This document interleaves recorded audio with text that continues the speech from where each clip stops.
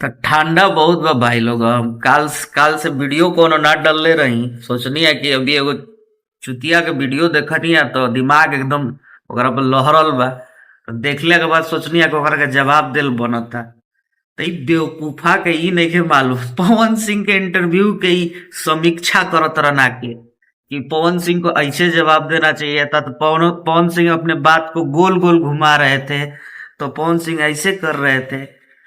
पवन सिंह तार पापा लागेलन, पवन सिंह के तूहे समीक्षा करब है? पवन सिंह के पास टीम बा कि ना? पवन सिंह के मैनेजर बने कि ना? पवन सिंह खातिर और लोग बा कि ना कि हाँ पवन सिंह के का जवाब देवे के बा का नहीं के देवे के? आ, सबके अलग हटा दे रे बेटा। तो पवन सिंह के आपन दिमाग नहीं खे?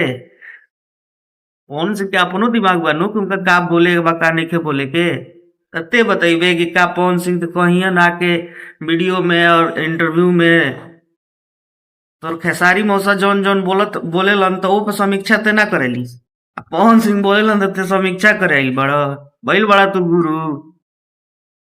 4 दिन के जोगी तारा गुनिये में आग लगल बा। हैं उहे हाल भइल बा तारा लोग के।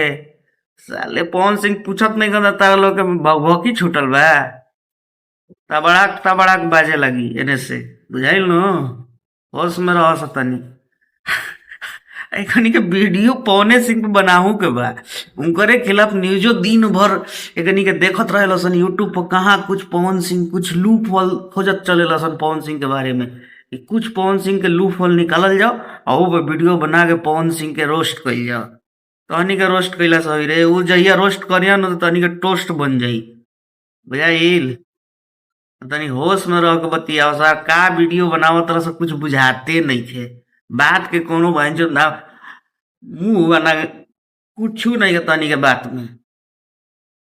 तनी मनी वीडियो बनाओ से तो ढंग के बनाओ सा, ना तो